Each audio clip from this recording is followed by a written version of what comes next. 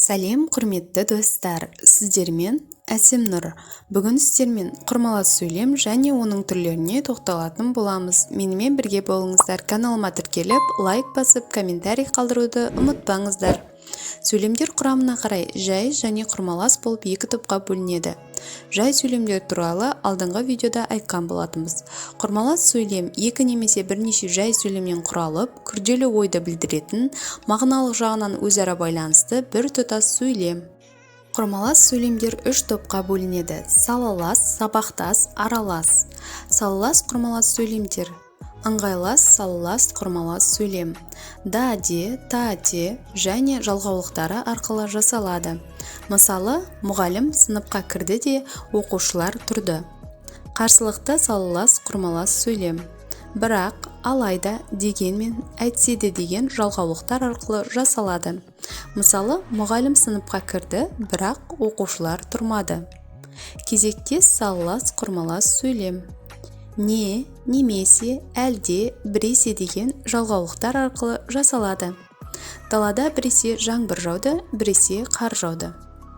Талғаулы салалас құрмалас сөйлем. Не, я, яки деген жалғаулықтар арқылы жасалады. Мысалы, дүкенге я, мен барамын, я, сен барасың.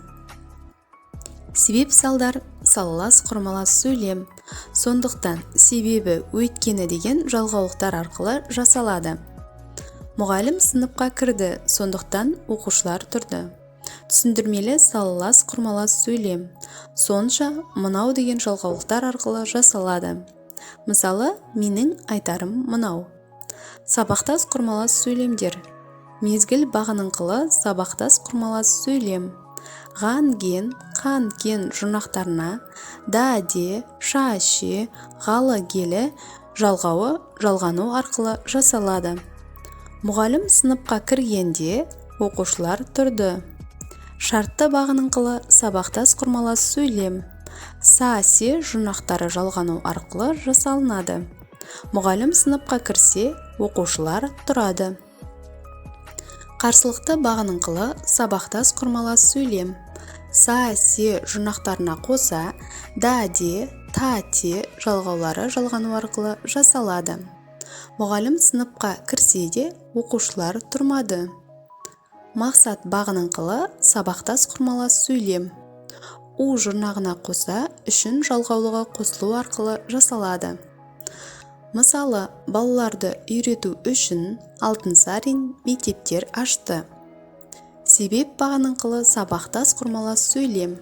Ған-ген, қан-кен жұрнақтарына қоса, дықтан, діктен жалғаулықтары жалғану арқылы жасалады. Мұғалім сыныпқа кіргендіктен оқушылар тұрды. Қимылсын бағыныңқылы сабақтас құрмалас сөйлем. Ып, эп, п, а, е, и жұрнақтары арқылы жасалады. Мысалы, мұғалім сыныпқа кіріп, оқушылар тұрды. Назар аударыңыздар, синтаксистік талдау келесі үлгідегідей болады.